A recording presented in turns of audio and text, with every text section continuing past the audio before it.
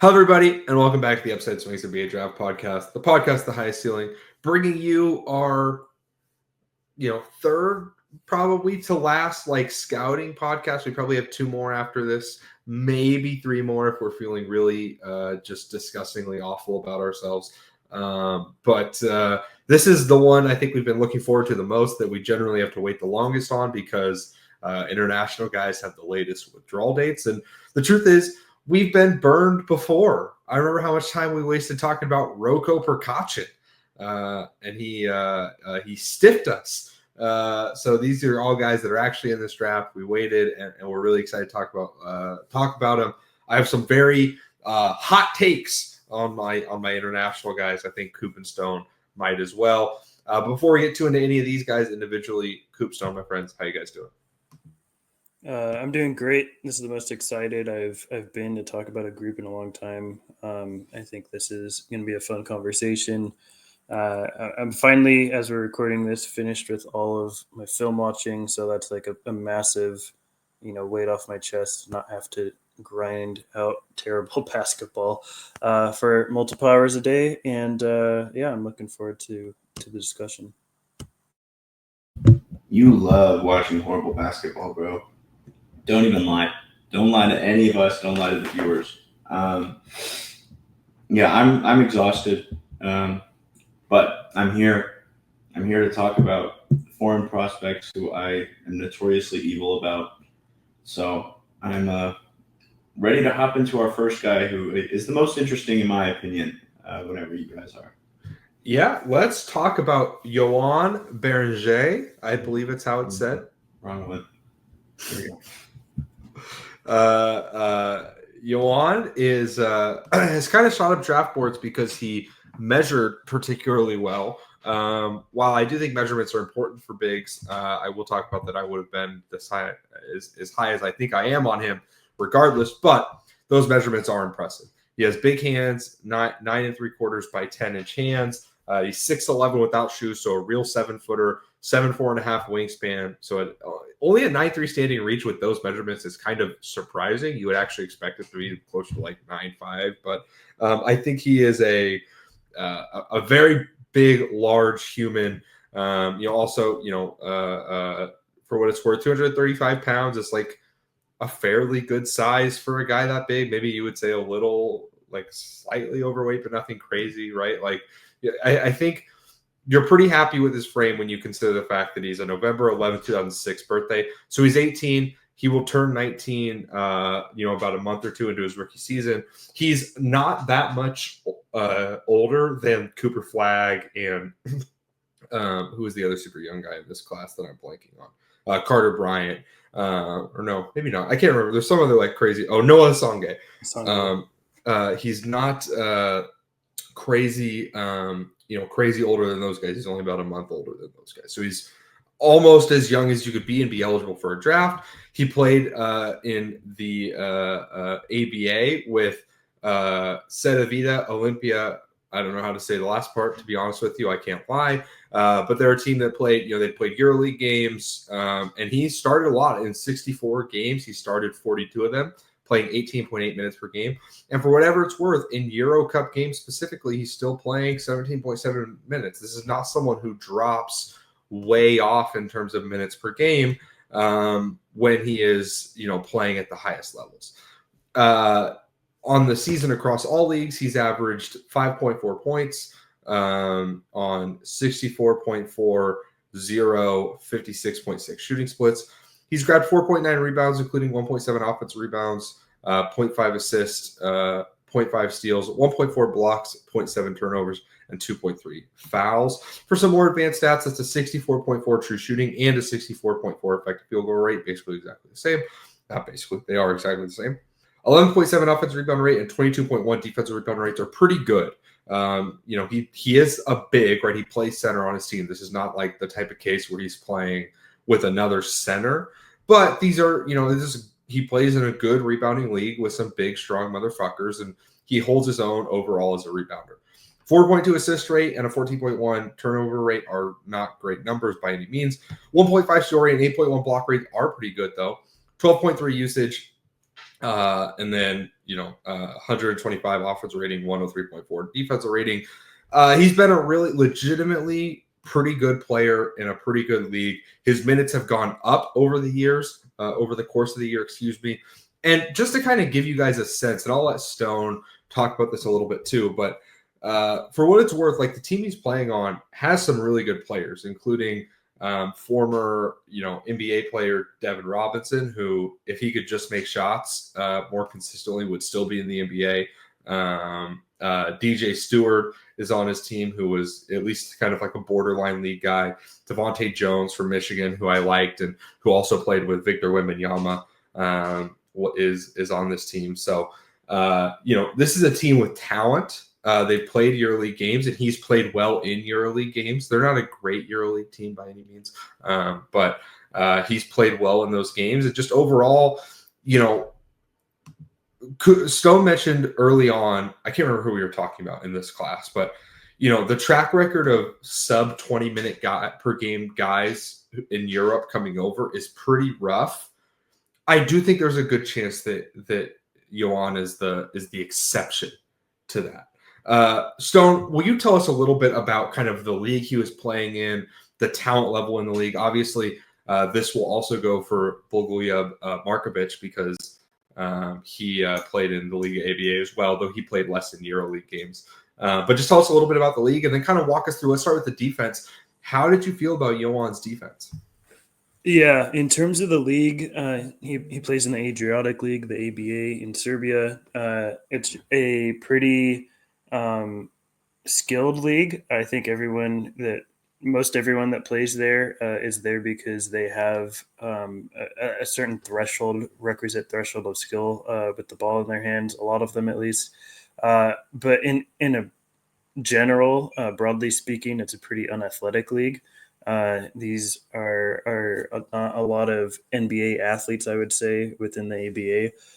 A lot of these guys, it's a strong pass and shoot league. A lot of these guys have been playing career overseas and are really adept to just sort of fundamental basketball when it comes to moving the ball, making the extra pass, those sort of things. But in a general sense, most of these guys are just not meeting the requisite thresholds for NBA athleticism.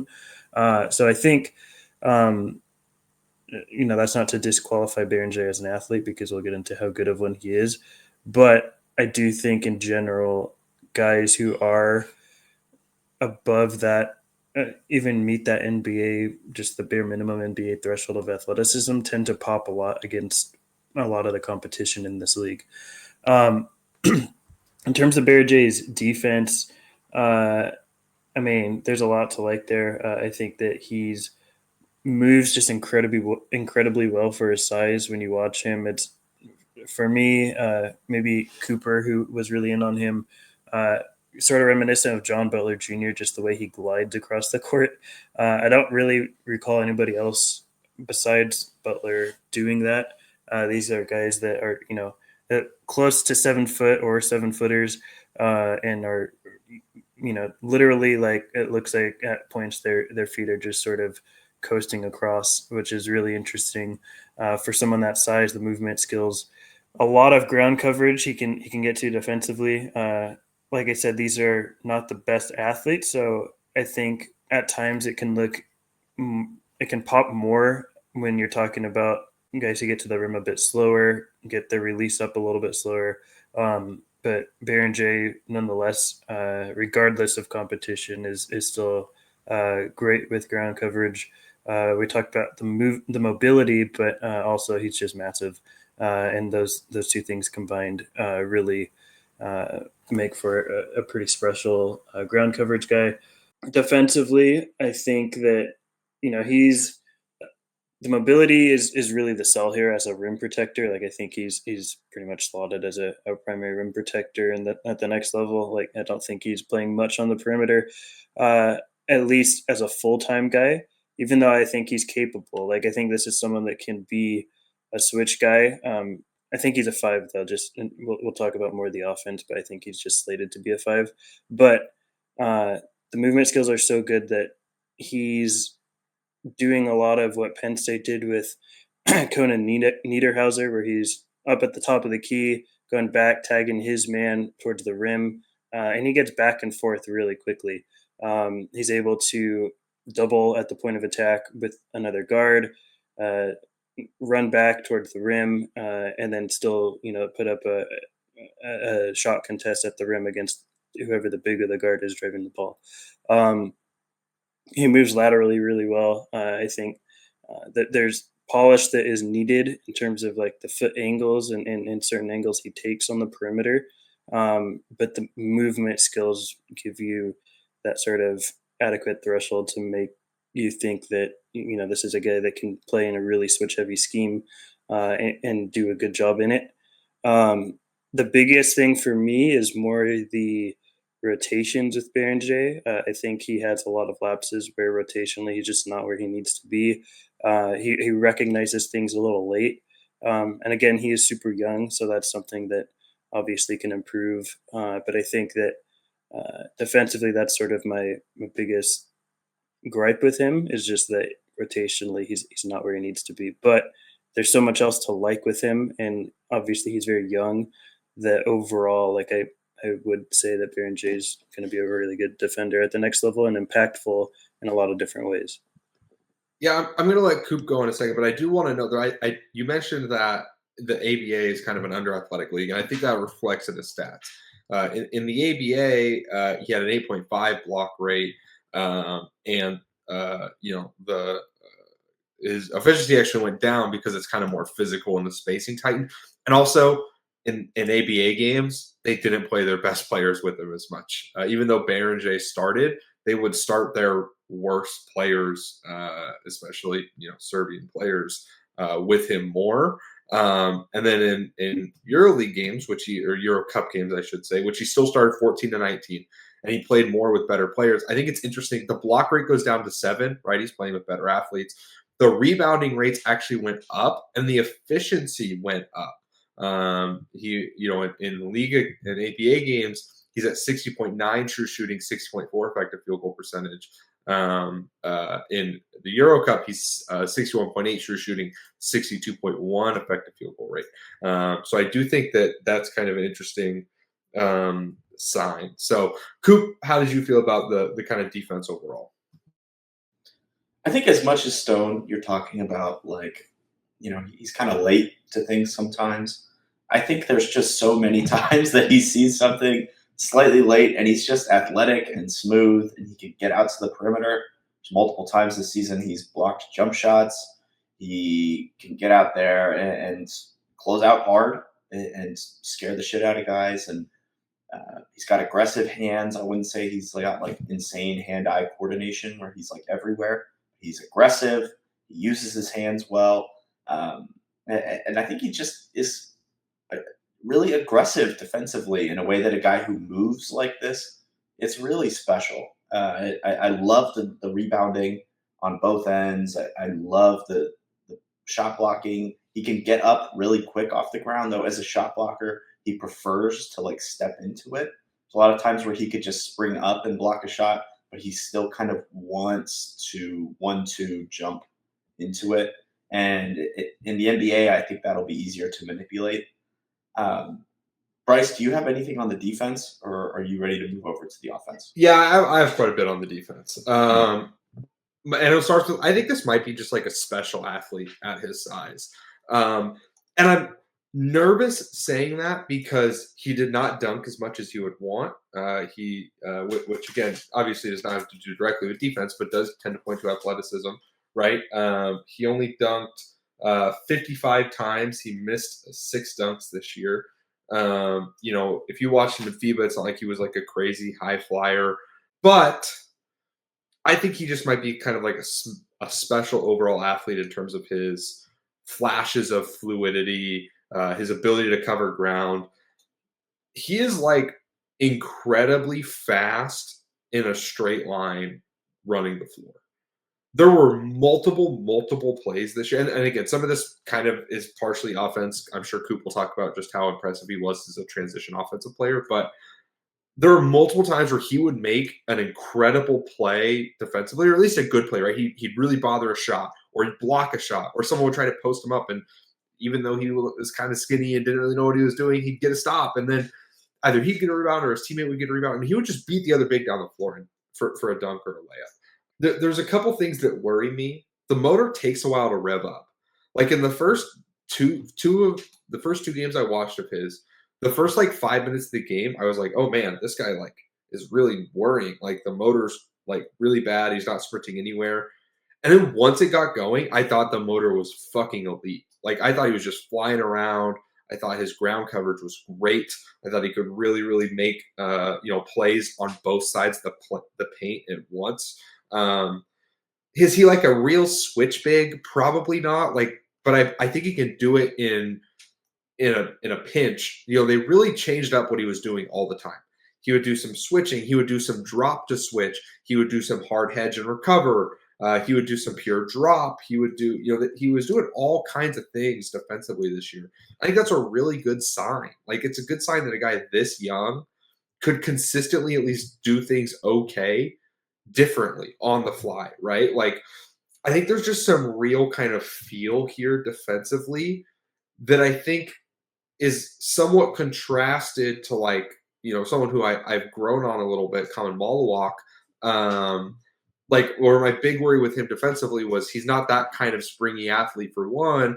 And for two, he like the feel I thought was just a bit behind. I don't think Joan has like incredible feel. Like, I don't think he's like some genius defensively or anything, but I think he's pretty good and he's pretty smart and has an ability to just kind of see things. He makes some like random plays that are just really smart. Like the one that really stands out, there's a loose ball that got kind of tipped around. It's about to go out of bounds, and he grabs it with just his right hand and then flings it behind his back to his guard. It's like, that's like a little thing, but there's not a ton of like 18-year-old, 17-year-old 7-footers doing that in a pretty good pro league. And I think like little things like that too kind of pop to me. I think he's a pretty good rebounder. I worry about the hands a lot, to be honest. Like, I don't think the hands are great, but he has great pursuit of rebounds. He'll just go for them all over the place. So, it's become a cliche now, Coop. Out of area rebounds. He'll go get them. Take a drink. But he's also willing to box out. Like, he's willing to be physical. That's another thing that shows up offensively, right? Like, he's willing to try and seal guys off, and he's already like a good Gortat screener. Like, the combination of fluidity, physicality, and intelligence to me really points to some upside defensively. He's not yet great on that, and there's some real issues. He's primarily as a leaper, he's a 1-foot leaper. He can jump off too, but he's a bit slower load time. And that is kind of a worry, right? Like, as a rotating shot blocker, there's some value to being able to jump off one and just really spring and explode, especially like in recovery, right? Like, he's going to be, even though he might give up advantages in switches, he's not going to be someone that guards can just like comfortably finish on, because he's athletic enough to close that space. And then he could just he could fly off one. There, at least once a game, he almost hits his head on the backboard. Like, that's not a common thing.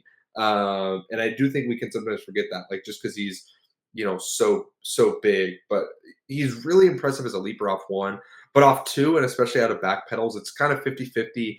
I like that he jumps second most of the time, but he is overall super jumpy, right? Like, really good pump fakes, get him in the air all the time. And like in drop, like, his technique needs work because he's too focused on the ball. He'll step up too high. He'll commit early. And listen, the backside tags around him were not great, which is kind of a surprise. Like, this league is usually pretty good at stuff like that. But I think they kind of trusted him to just be the guy down there. They didn't want to give up threes, which for the most part I think was a safe bet, right? Like, this was a pretty good defensive team. But I do think like he's going to have to change his mindset a little bit from, I'm so focused on just, I don't want anyone to score, to what's the bigger threat here. Like, I don't think his threat assessment is great. In contrast to someone like a Hansen Yang, who I thought had great threat assessment and drop. And I kind of came down, like, I don't think like it's quite like defensive player of the year potential. But I also just think like guys that are this big, this athletic, and play this hard at this age, who also have some real moments of feel, like that's not common. Like I think there's a world that Beringer can be like a top 5 defensive big in the NBA. I have my concerns. I do. Again, like he's just not quite elite at anything right now. I wouldn't even call him an elite shot blocker. He's a good one, but not quite an elite one, I would say. But I think the tools are all there. And I think the motor and intelligence are there. Now, I would be interested to find out like why did it take so long for the motor to get revved up? I think there's like a rumor going around that it had something to do with like he has to see like a sports psychologist and like get his confidence up or something. I will not play into that. I don't know. But that is like my big note. Like it did take him a while for it to get revved up. But overall, I really liked the defense. I thought the defense was pretty impressive. I prefer him on that end of the ball to someone like Malua, I think. I just think there's more versatility there. I think he has a higher ceiling on that end, even if the floor is maybe a little bit lower. I think he could be a really, really good defensive player. Coop, you're ready to transition us to the offense, I think. What's the intrigue? What's the sell here? The sell is this is already a guy who is flying around, high motor, high effort. I would say he's maybe the best screener in the draft as far as like knowing when to screen, when to rescreen, how to. He's probably the best screen slipper that I've evaluated in a long time. Most guys, whenever they slip screens, they just run and immediately slip it. He goes up, he pretends to set a screen, he pushes off, he creates space for himself to get downhill. He's almost perfect at reading when to set the hard screen, when to rescreen for a third time, when to Gortat screen. He's fun. I really like Beringer's his screening, his effort. He rolls downhill hard as fuck every single time. There's almost in all the tape I've watched, there's not very many times where I would characterize his rolling as like not aggressive. Sometimes he's less aggressive trying to score. He knows where to go. He plays hard, and I think that there's some funk there. There's some like shot attempts from the mid range. I hate them. I hate them personally. I think the jumper looks like shit, but I'm glad that he's trying. I'm glad that he's shooting it. I'm glad that he has, that's something he's trying to do. You can't just leave him wide, butt naked, open, because he'll at least try. And then, what was it? He has some, I wouldn't say he has like handle funk, but he's not someone who can't dribble, right? He can if you leave him, completely open on a DHO, which he's fine at operating because the screening's so good. He can just take it downhill. And I think he has a really good understanding of angles on the interior and how to use his length and leverage to just find an angle to put up a pretty good shot. He's good at using his shoulders. He's good at using his arms. And his footwork is actually pretty good for a guy who's this athletic. He's got some really fun Bryce, you kind of spoiled, that I love the transition play. But the play that really sticks with me is there's this moment he's just he's going darting down the court. And he gets the ball at like the 3-point line, and he's got like 3 guys or like right around him. And he does this super long Euro step.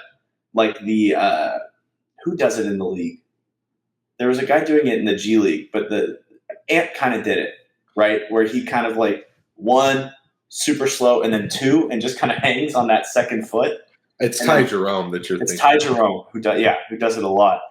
But he's 7 feet tall doing this shit. Like, at what point is this ridiculous? He's so fast. He is so fucking fast down the court. I love it. I love his offensive game.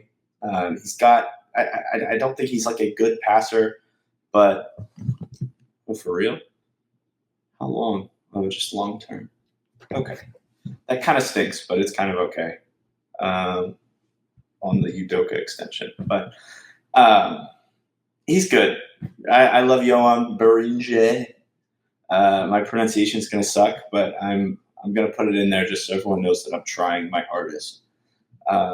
He's tough. I really like tough guys like him. There's too many moments where he gets blocked by guys smaller than him, in my opinion. But I don't know. He still tries. He's aggressive. I would rather him be overly aggressive and get blocked than like be too scared to take the ball up.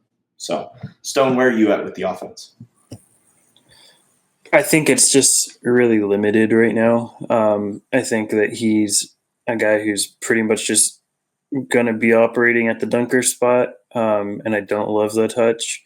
As a roller, as a screener, there's things to improve still as a screener. Like, he's not consistently making the right screens, but he does have an understanding of certain angles and things. And when he rolls. He can roll really hard. He's capable of it, and obviously he can space the floor with the movement and length that he has to be able to catch the ball from a roll further out, and then still start his finishing motion from further out. But I think he's pretty limited offensively right now in terms of what he's going to be able to provide to a team. I don't think there's a whole lot there with the touch, with the interior finishing. I think he's strong. He can post up a bit, but it's not overly polished footwork.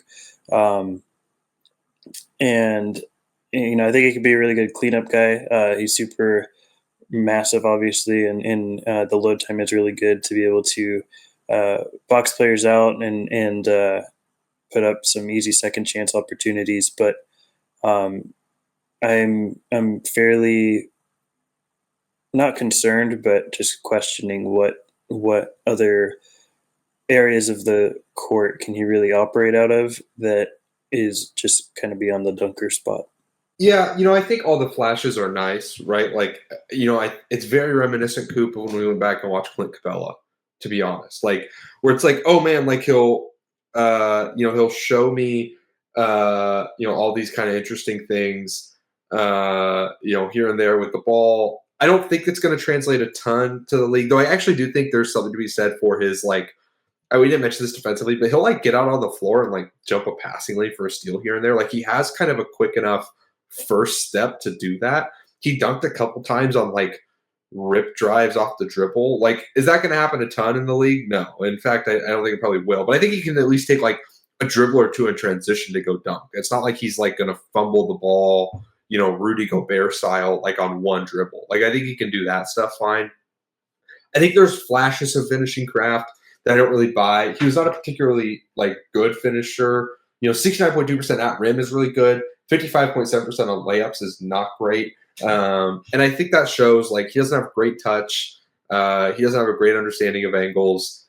He has no left hand. My biggest worry with him offensively is that like the hands like look pretty rough sometimes, like especially on passes that are low. He really struggles to like gather and go dunk from there. And I do think that's a worry. Like, he's a great lob catcher, especially if he has a full head of steam. Like, I think in spread pick and roll in the NBA, it's going to look a lot better. He didn't run just like a ton of straight spread pick and roll. I think that's part of why the dunks weren't great. And also, he wasn't a huge dunker spot guy. So, like, I went back and I looked. Like, Clint Capella dunked way more. Some of that is he played in the Jeep Elite League, which is just a more athletic league that plays faster. And, like, I think if Beringer had played in that league, he might have dunked a little bit more. This is a league that's a lot more focused on physicality and kind of beating your guy one-on-one sometimes in the ABA. And that can be tougher for a guy like this. But I do think that he can really get on top of the rim, and if you throw it up and he's going off 1 foot, he can get it. Off 2 feet, he's a little bit of a slower leaper. That's a worry, right? That's part of why he looks so great in transition. But in the half court, like, I think there's going to be some questions as to how long it will take him to be effective. He's just off 2. He's just kind of a slow leaper, and he can't like really go get like top of the backboard lobs off 2. Off 1, he absolutely like you can throw that bitch wherever you want if he gets a load away off 1, and he will go get it. And I think the hands are good catching balls up here. There's just when it's down below his waist, there's something that he struggles with, like just consistently. And I do think that's a worry for me. But I think the funk is enough to maybe buy some development, right? Like, and to buy that he can probably just be like a good screen and roll dunker spot guy. Like, I think for his age, he is a pretty damn good screener because he's willing to fucking do it. Like, he will try and set like a real hard screen. and he Gortat screens, and he'll seal his guy out in the post. And if he gets a switch, he will try and bury that guy. Like, he's not a good post scorer right now. In fact, he's, was really bad overall. He's in the 28th percentile on post ups. But the transition play, the ability to get on top of the rim and on rolls, and I think he'd be a fine dunker spot guy. And he can at least, like, again, Coop and I talked about it. It's important for these bigs to show these flashes of, like, weird handle stuff and weird kind of maneuverability and finishing stuff. It probably won't translate to the league at all, but it shows just, like, the baseline level of skill that is necessary to be, like, a rim runner in the league. And I think he's shown that. I think I buy that. I wish he was just a little bit better athlete off two. And I do think, like, the fact that there's nothing I fully lock into offensively here is a worry. I don't buy the shot at all. He was not a good free throw shooter. He's not a good playmaker, right? He's never been any type of high volume passer. He's always been a negative assist to turnover guy. Most of his turnovers, for what it's worth, are moving screens, or again, him trying to, like, pound dribble the ball and just losing it. There's a lot of work to do here. I would not expect him to be a good player in the NBA in the first 2 years of his career or anything. But I think in time, there's a lot of potential here as just, like, maybe my favorite pure rim runner in this class. Coop, did you have one more thing? And then if not, do you want to transition us a little bit to kind of the value where you have Beringer? The one last thing on Beringer, because you guys are evil and haters for not being all the way in on him. He fights like hell on the offensive boards. He seals his guy. If he has interior positioning, he is fighting for the offensive rebound. If he is boxed out, he is jumping over guys to get rebounds, and he's actually pretty good at it. He's just so aggressive on the offensive glass in a way that so many guys aren't. As much as it's, flashes and there's not much consistency, this is like he's so far ahead of a lot of the guys in this class in terms of just pure effort and, like, stuff you actually want from a rim running big. I think when you compared him to Clint Capella, that just kind of clicked in my head. That whole conversation came flooding back to me.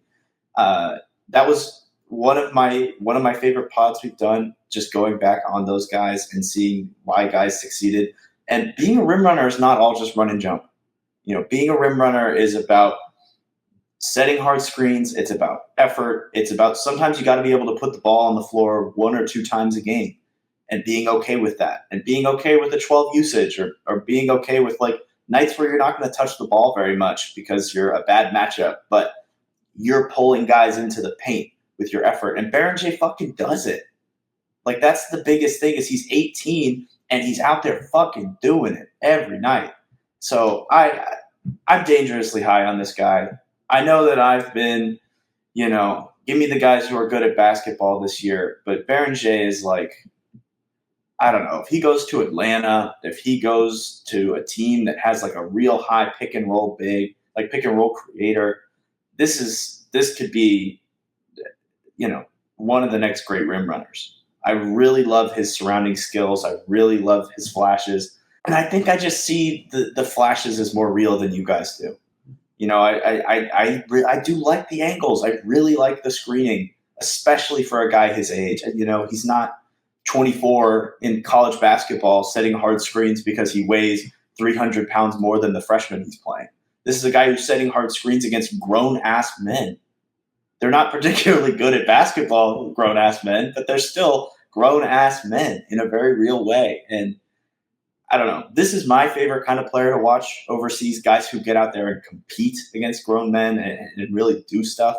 And I really like Beringer. I'm going to have him as a first-round guy.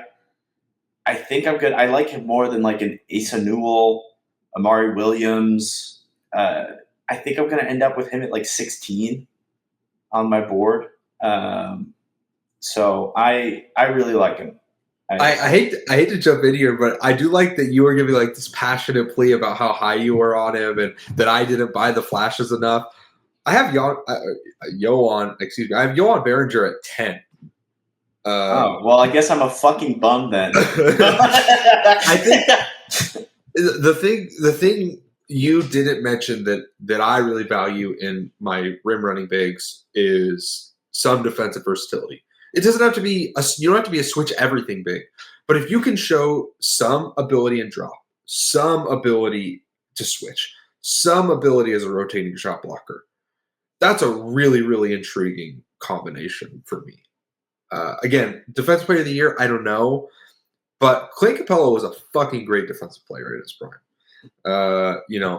I just my big worry is the 2-foot leaping. Like this is why I was out on Mark Williams. Like I thought Mark Williams was such a slow load leaper. Like it does worry me, but everything else in Berenger's game I love. I have him right in front of Malawak. Like those two are at 10 and 11 for me right now. Like I think Berenger's ceiling is solidly higher than Malawak. He's a worse player right now, at least offensively. And I think Malawak is going to get drafted higher and he's going to get more run early. But don't be surprised to see Beringer being a center on a playoff team in time. Like I think there's some real playoff equity here in a way. The truth is, rim running centers in some ways have not fully dissipated, but are not as common as they once were, right? Jared Allen is maybe the best rim runner center right now, you would say. There's not really the Clint Capellas or the DeAndre Jordans that there once was. But I think some of that is supply as much as it's demand. If you can have a center that can just really play spread pick and roll, the Lakers are desperate for not who Beringer will be next year, but are desperate for a guy who could be what Beringer will be, in my opinion, right?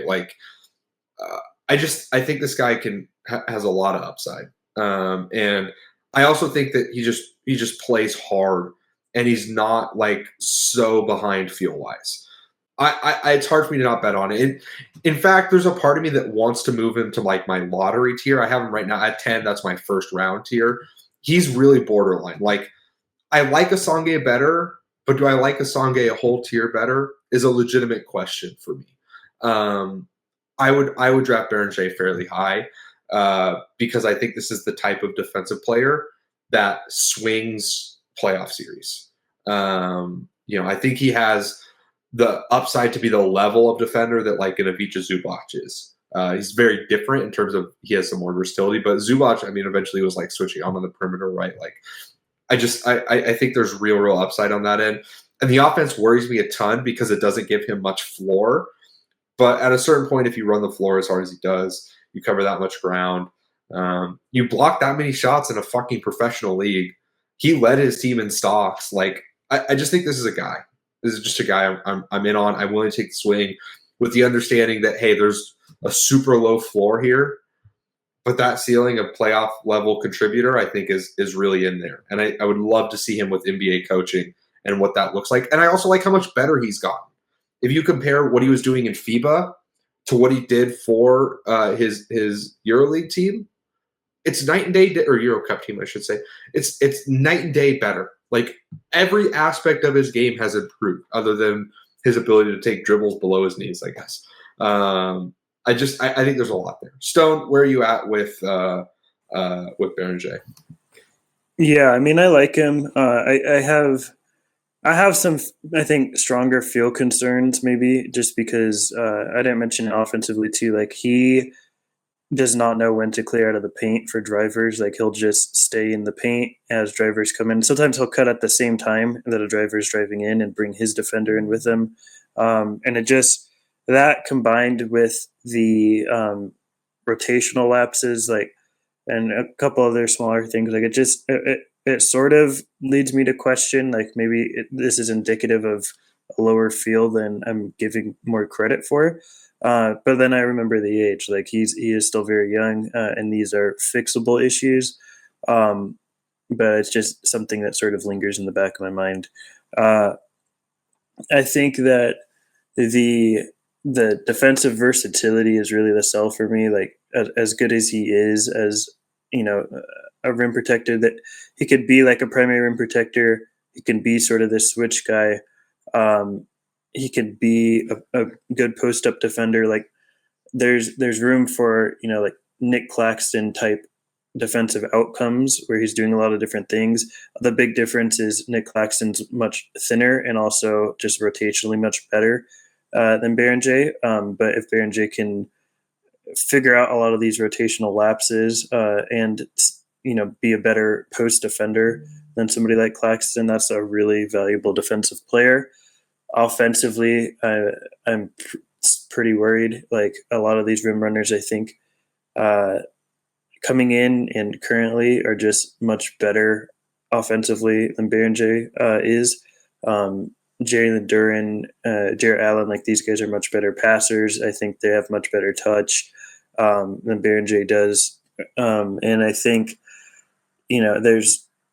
there's a lot of, I get where you guys are coming from and I'm not too far off, but I think my concerns are a little stronger than either of you. So I ended up with him. He's still a first round guy for me. Like I would comfortably take him in the first.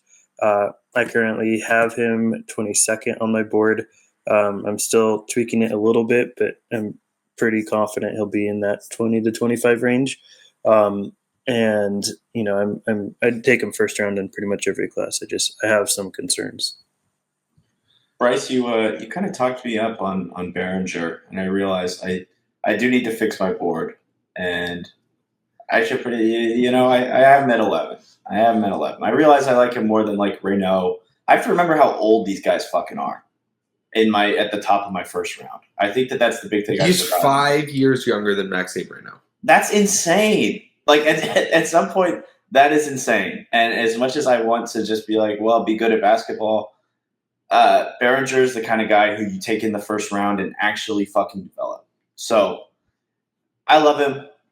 Bryce and I are the Beringer boys, and we will beat that drum. So I can't wait to watch him and see where he goes. I do think it's interesting just how polarized we sometimes get on bigs. I think just honestly, sometimes I think Coop and I are just very specific on the types of bigs we like, and it's one of those things where if the draft becomes about evaluating yourself personally sometimes, because understanding that the league values different things than you sometimes is hard. And listen, Beringer is the type of center I would want to bet on. He's not the type of center that would fit every team. Center is the most kind of weird position in the NBA right now, you would say. If you just look at a list of top 15 centers, it's weird that Wendell Carter Jr., Ivica Zubac, Derek Lively, and Nikola Jokic all played the same position. That's just, that's every position in basketball in some ways, but still, centers are the foundation for your defensive scheme generally. And so, each team needs specific guys there. I think for the right team, Beringer would be great. For the Magic, now the Magic are at 25. If you want this to be your developmental center, right, who can mix up schemes for you behind, Paolo and Franz, man, that's a really interesting idea, right? But for the Nuggets, yeah, Beringer would not be a very good pick probably. He's going to really struggle to do what you want him to do. But that's kind of the interesting there. But anyways, let's move on. Speaking of the Nuggets and Nikola Jokic to Mega, it's not even Mega Soccer Bet anymore. It's back to Mega BMax. KK Mega BMax is Bogoljub Markovic. I think that's how that's said. He's a July 12th, 2005 birthday, so he's 19. He will turn 20 before his rookie season. So this last year was his age 19 season.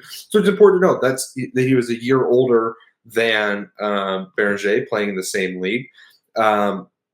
This season, though, he played way more minutes, 29.2 minutes in 32 games, putting up 13.9 points, 6.9 rebounds, 2.6 assists, 0.8 steals, 0.9 blocks, 2.7 turnovers on 54.6, 38.8, 76.5 shooting splits. For some more advanced stats. And again, he did not play in any Euro Cup games. Mega BMax was not good enough for that.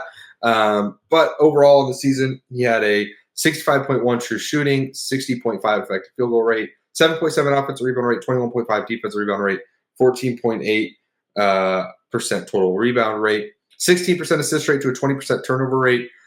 Did have a negative assist to turnover. 1.6 steal rate, 3% block rate, 21.8 usage rate, and 114.6 offensive rating. He did have some interesting measurements. Kind of small hands, which doesn't necessarily matter as much when we're going to talk about this, but he's a 4, not a 5. But he did measure, 6'10" and a half without shoes. You could probably list him at 7 foot and get away with it, right? Like, he's about the height of like a Davis Bertans. He has a 9'2" standing reach, 6'11" and a half wingspan. This is a big guy. And the sell here, I think, starts on the offensive end. There's obviously a lot of intrigue here with the stats. Very quote unquote classic skilled European, comes from the same program that produced the likes of Nikola Jokic and plenty of other high level players. Stone, what did you like about the offense? Yeah, I think that there's really the main sell from here is that he's a real stretch big in a way that I don't think a lot of guys are. Like, I think he's just a really good bet to shoot off the catch. There's some stuff like off the dribble even a little bit. He's just a really good bet to shoot at the size that he is. The handle is it's good enough, I think, to do the simple stuff that he needs to beyond just being like a catch and shoot only player. It's not uncoordinated or anything, but he can't really handle any sort of ball pressure. He's going to have to pass immediately. Like if someone really comes up on him to put pressure on the handle. For his size, I think that the feet move really well. He's pretty mobile for how tall he is. He doesn't make a lot of bad reads as a passer. Like, most of the reads are the correct reads, I think. But I think the execution is not there right now. I think that needs to be improved. He's not really strong either. But obviously, if you're watching on YouTube, you can sort of see that. He's definitely not strong, very thin, but I think he understands angles really well as a finisher. And it allows him to, he kind of has to be contact avoidant in a lot of circumstances just because of the frame. And as much as I want to, I'm not overly confident that he's going to add a ton of meaningful muscle and strength to it. But he kind of has to be contact avoidant, but I think he's actually kind of mastered in a lot of ways being good at executing things without having too much contact. Now, that obviously limits what he can do as a finisher, as a ball handler too, like driving towards the rim. If he gets bumped, he sort of has to kill the dribble and stop and reevaluate things. But he's really good at just avoiding that contact to make sure he can execute what he wants to. So there's a lot here with Bogoljub that I am really intrigued by. We'll get to where on exactly on my board, but offensively speaking, like, this is a real shooting bet that I think can provide a bit more than just off the catch stuff. Sorry, I just got an alert. My car's anti-theft alarm was being triggered, so it's fine. My wife's taking it to the dealership. I was just really confused. My thing with Bogoljub is he's humongous. He's like 6'11". It doesn't matter how skinny he is. He can dribble enough to just like get to where he wants to go. And I think he's just like a solid off-ball mover in a very real way. Like, he understands space. He understands when to cut. He understands when not to cut. He's got good timing.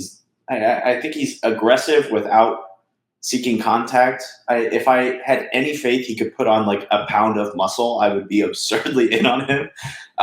But at some point, if you're 6'11" and like can legit dribble and can legit off-ball move and be like a great cutting target and can come off of a DHO and like legitimately at this size, that's got to have value.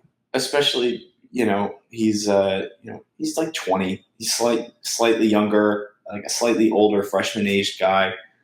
But there's very obvious stuff that he does already to add value. And I think being just that big with that those movement skills, that feel, and enough of a shot to like be a shooting bet long term really just has me in on you. Even if there's like complicating factors, the simple sell is enough for me to like Bogoljub enough. Yeah, offensively, I think he's a perfectly fine bet to be a positive 4 in the NBA. I mean, obviously the lack of strength's a worry. I don't think the handle is particularly good in terms of like counters or anything, but it's good in the sense that he is a 7-footer who can dribble and can attack from the perimeter, and even flashes some like grab and go stuff, and all that stuff is great, right? And I buy the shot. 58.3% effective field goal rate on catch and shoot jumpers. He also, shot well on runners. He did not shoot well on FIBA stuff his last year doing FIBA stuff, but that's obviously smaller sample size. He was a good finisher this year, better finisher than Beringer on layups, 58.5% on layups, 64.7% effective field goal at the rim, only a 6.8% effective field goal rate in the half court. But he did dunk 23 times, right? Like he's not this type of guy that's like just a non-functional athlete. Like he can dunk off 1 or up 2. He runs the floor pretty well. There's a really solid floor here offensively as a stretch 4 who can also cut and do some stuff as like a pick and pop guy. I think his pick and pop footwork is good. The mechanics on his jumper are really clean. He has a nice high release. They're just kind of clean and consistent, right? The ball's always traveling on the same path. He needs to like simplify his footwork some. Like he loves to, for some reason, try and like hard right left step, even though it looks way better when he's stepping in left right. Do things like that when you need to. Don't do stuff like that for no reason. The tough thing is I do think some of the value he has as like a stretchy guy is limited by the fact that he can't like, we talked about this, and if you go back and listen to the pick and pop podcast, the stretch big podcast where we talk about this, he can't like punish switches. Like I don't think at all. I don't think he can just like dust 5s consistently. I don't think he can, post up smaller guys. Like you could put Tyrese Halliburton on Bogoljub and like he's not just gonna like cook him and like take you out of your scheme, right? Like even like smartly, like is Bogoljub gonna like post up Tyrese Maxey? Like I don't know. I mean, he was not a good post player. He can't really fight for position. He doesn't have like he has like an okay like set of moves, but he just like wasn't actually efficient in the post, and he never really has been. I don't really buy the playmaking a ton. Again, I don't think the handle's like crazy real. He only took like 11 off the dribble jumpers this year. Like I don't think he's like going to be like some crazy off the dribble jump shooter either. I think he'll flash it here and there. I think the real sell is a guy who hopefully you can develop into like a movement shooter, right? Like this isn't just like a spot up stretch 4. This is someone who can develop into much more of a complex movement type guy, do a lot of ghost screening, get into second side actions where he's popping. I don't love how he reads pick and pop right now. Like I wish he would roll more. Like you shouldn't pop into someone. If as you're popping, someone is behind you, you should go to the rim or at least like, seal him off a little bit and try and get, a short roll catch or something. Like the team's figured out that he's trying to pop. So then, that would limit his, number of attempts. And I just think like this is just not a player type I particularly value right now. Like straight line driving stretch bigs who, are going to be at their best in transition, but aren't, 5s, right? Like I think he's a gadget player. Now he's a better gadget player than like a Kobe Brea, but I'm just not sure. And we'll talk about this defensively too. I'm just not sure there's anything I really latch on to. I think the actual upside would be that he becomes a pretty good, like, kind of grab and go guy. I like the hit ahead passing. Okay. But all of his best passing is out of the post. And again, I think that diminishes in the NBA because teams just won't help. They'll just say, okay, just beat your guy in the post. And I don't think he's going to be good enough to warrant post touches. So I just, his form of playmaking, I don't buy. He's fine. He's fine. Like I don't like I think he has a good offensive floor, like I said, because he's going to make shots. I think there's a path to him being like a a pretty good movement shooter. He's athletic enough, and what he does have really, like the real special sauce, if there was anything, is just that like there is like real fluidity here, right? Like the hips flip quickly, and he gets like pretty solid shin angles on like his second and third steps as a driver. Like he has weirdly good contact balance as a finisher. Like even though like he can't finish through contact all the time, like it's not just because he's like getting thrown off like his line. Like he has a solid balance. He has no left as a finisher at all. So there's concerns I have offensively, but he is, for whatever it's worth, a good offensive player. And I don't want to take that away. But I don't think there's like crazy upside here, right? Like he can attack, close out, he can make shots, he can cut, he can finish off one or two. But he's not going to be like a great finisher. I don't think he's going to be a great driver, and he really can't pass with a live dribble at all. I don't know. Is there something I'm missing here defensively, Stone, or do you want to sell me more on the offense? Like I'm obviously the low guy of the three of us on Markovic. So what is it that I'm really missing in this game? Yeah, you Bogoljub hater. He, I think, changes direction near the rim defensively very quick. He can, he's not going to be your primary rim protector, but like in pinch situations or as a help side guy, like I think he changes directionally from one side of the rim to the other really well. He does a really good job of tagging the roller, like exceptionally well. Sticks with them, make sure that he seals off the angles and gaps there. The load time isn't bad defensively. He just leaves the ground late a lot of times. I think that's sort of the biggest concern is that he has to get better at his timing than he currently is. But if he does do that, I think the load time is really good to make that something that's a real plus and positive for him.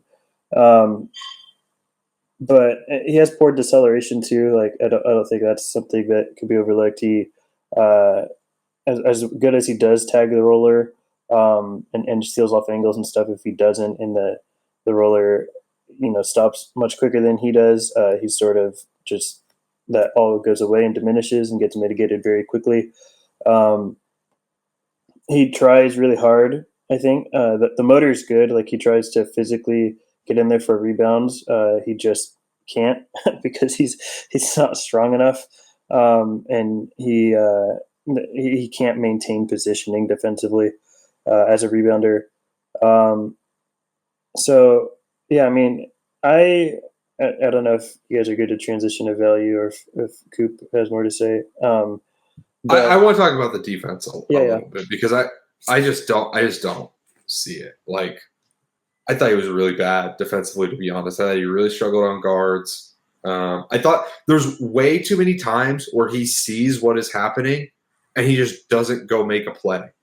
Like he's pointing to his teammates like, no, go do that. And it's like, dude, you go do it. Like it drove me his defense drove me absolutely bonkers. I think he can probably get to a point where he could be fine actually like guarding on the perimeter, even though he's not going to like impose his will because he like the fluidity is pretty good, right? But he has really good hand-eye coordination too, which matters. But fuck, dude, like his off-ball defense just drove me absolutely nuts. I thought his low man rotations were bad. I thought his nail rotations were bad. I thought his closeouts were bad. And I thought he just took way too many plays off for someone who didn't like score as much as he did. Like it'd be one thing if he like ran like a billion pick and rolls. Okay, that'd be great. But he doesn't. Like, so I just don't. Again, I don't want to sound like I'm hating on the guy. Like, there's paths to like solid defense here. Like I said, hand-eye coordination plus fluidity, plus an obvious recognition of what's going on from time to time is good. But he's like he's not as young as Beringer, right? Like he's going to be 20 his rookie season. He's that's like freshman age for a lot of guys, but it's not young by any means. I think the defense is really far away, and I don't think defense gets easier in the NBA. I think that he's going to struggle, to be honest. And I think for him, the question is, can he avoid target status, right? And I'm just not sure. Like, big wings are going to be like, great, I'm just going to go through this guy's chest. If you make him the low man, I think he's going to struggle some. And I don't see a ton of I don't think he's just very impactful on that end. It really frustrated. Like the defense with Bogoljub really, really frustrated me more than anything with any of these guys we're talking about today. Really did.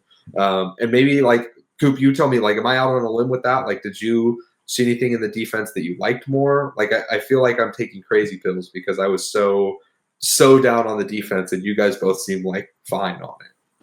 I don't think it was good, but like at some point, I don't know. I'm still traumatized from his KK Mega BMAX brother, Nikola Jovic, who I thought was like the worst defender I've ever watched in my life, and now he plays for the Miami Heat and he's fine.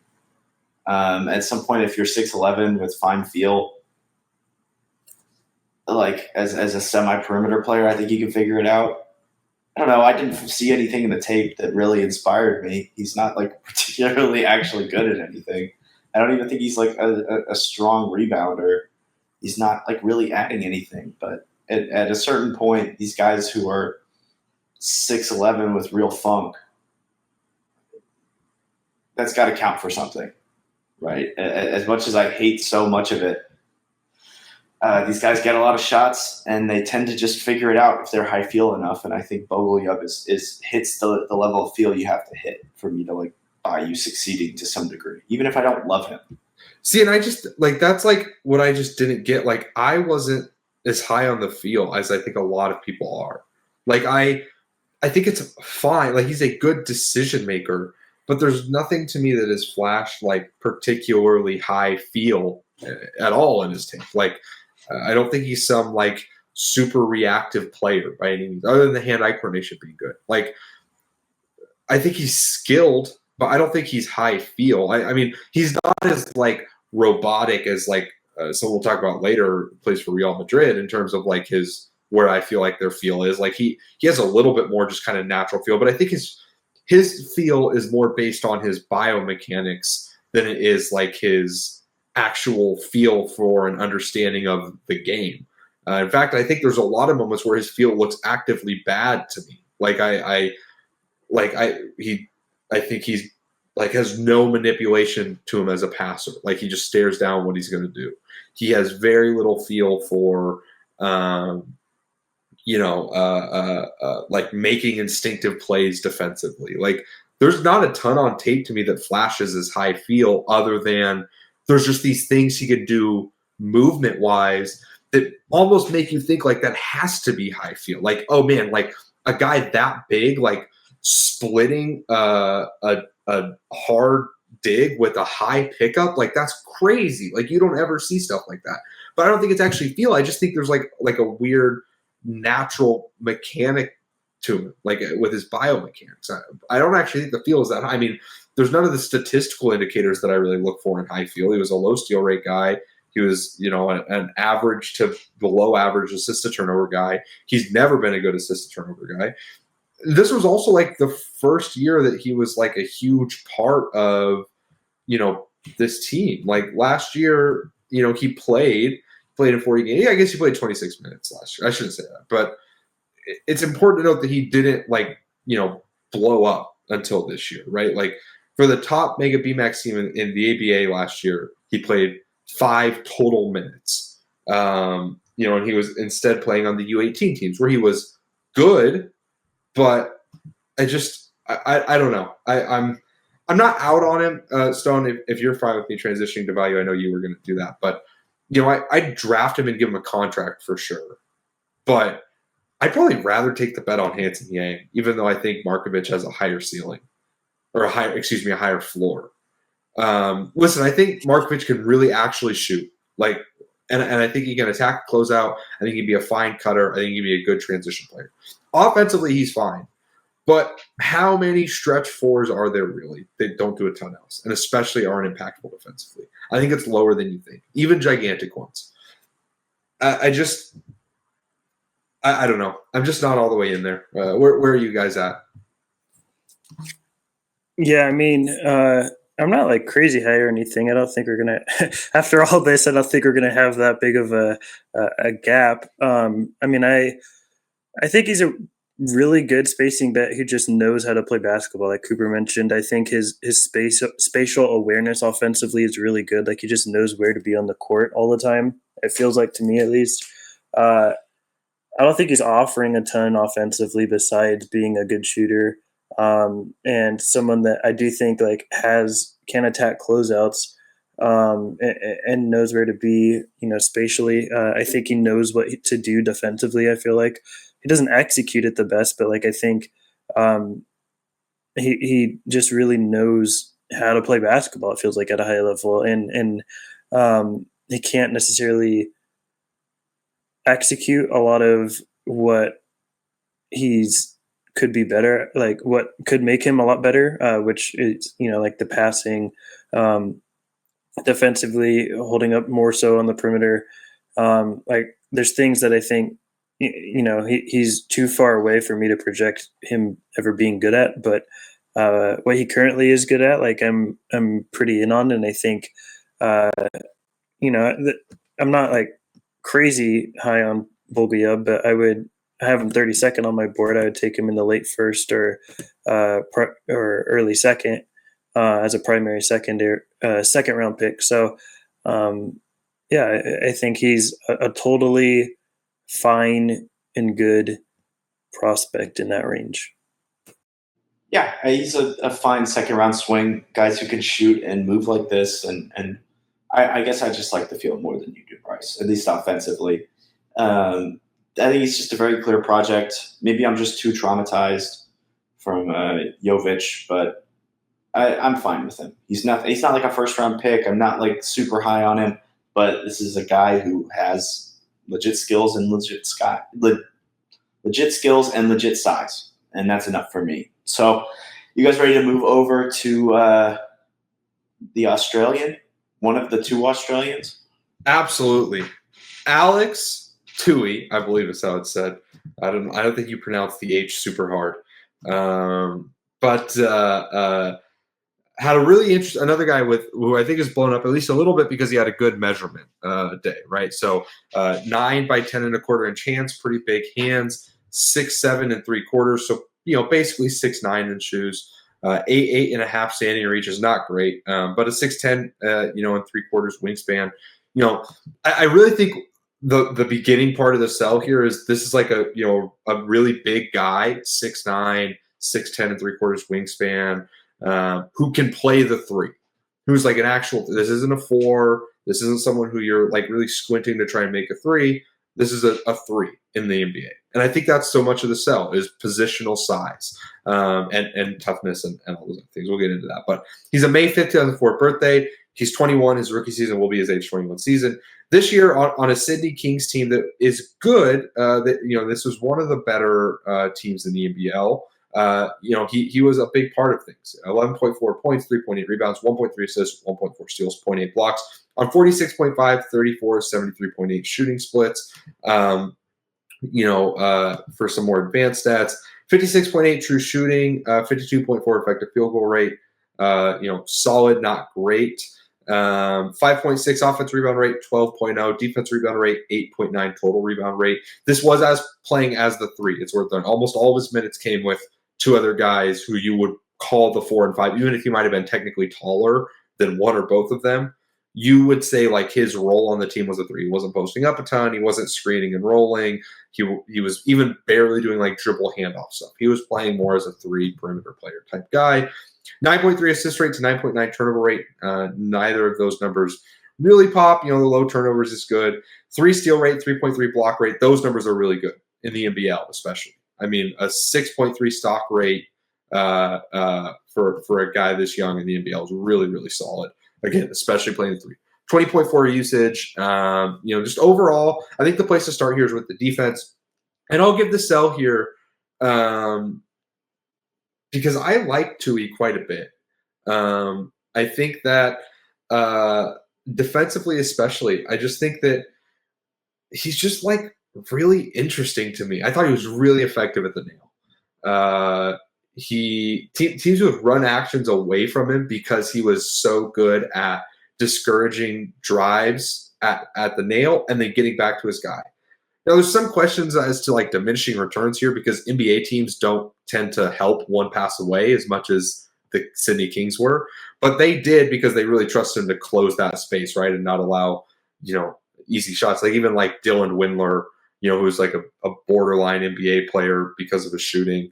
I shouldn't say borderline. I mean, he was drafted in the first round. He was an unsuccessful NBA player, but still, they would have Toohey help hard at the nail in the gap because they trusted him to recover. And listen, he's not yet a great on-ball defender by any means because the footwork is rough. Like his defensive footwork needs a lot of work, but his like overall, intelligence and feel and motor are really good, I think. And his toughness is great. And I think he has really good ground coverage, in a straight line. And I don't think the lateral movement is bad. His footwork is just bad. So I think he's really instinctive. He's really tough. He boxes out. He fights for position. He guarded out like they're down a stretch of a game versus Perth. They put him on Bryce Cotton, which is like that's the level of like putting a rookie on, Jalen Brunson at the end of a game and saying, it's your turn to get a stop, right? Like that's like the equivalent. Like Bryce Cotton is that level of guy in the NBL. And he did admirably. I mean, he got scored on once and he got 2 stops. Like he did admirably. I think that, again, he's not like a great defender right now in terms of his on-ball defense, but I think he's a really, really good positional defender. He just executes. And he also just has a really good feel for like getting loose balls. He has great timing. He has a good defensive first step. He got quite a few steals for runouts. And I just think he projects to me as a really good defensive player in the NBA. Like not all defense maybe, because I don't think he's going to be that type of like elite lockdown guy or like elite playmaker. But what I do think he is a playoff defender. He's someone who can execute for you. He can get you extra possessions here and there. And he can guard his yard pretty well. Like, especially in time, I think putting him on, 3s and 4s in the NBA that are, like, is there a world where this is the type of guy you'd want to put on Pascal Siakam? Maybe. I think that's absolutely a possibility. It's easy to squint and say, oh man, remember when Joe Ingles guarded Paul George and locked him down for a whole playoff series, right? Like, is he going to get to that level? I don't know.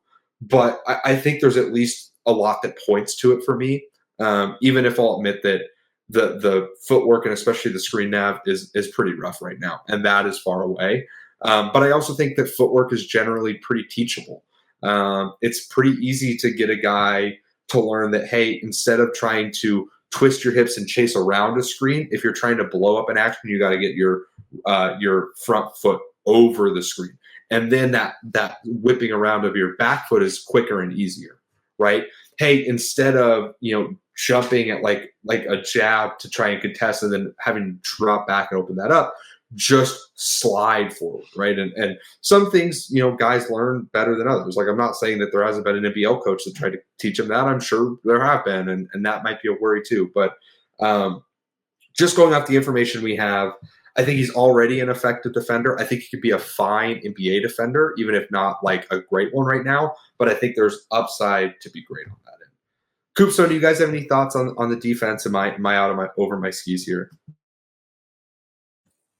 I don't think so. Like I think he has this capability, and I don't have a ton to add because I agree with most of it. The NBL is super physical, and I think that Toohey played against a lot of really physical drivers, a lot of guys that were really going into his chest, and he took the contact absorption on that really well. And he plays physical himself. He's getting into guys' grills. He's really trying to pester them at the size that he is, and I think that sort of physicality that he plays with, alongside just great positional size, and doesn't make a lot of defensive mistakes, especially on the ball aside from the footwork, I would say. That's a guy that I think a lot of teams would be comfortable putting in for a good chunk of minutes rotationally and be happy with the results that they're getting on that end of the court. So I don't have a ton to add, and obviously, people don't know this, but we're recording a lot today, so I'm not going to expand a ton on what Bryce already said because I agree with most of it. Yeah, he's tough.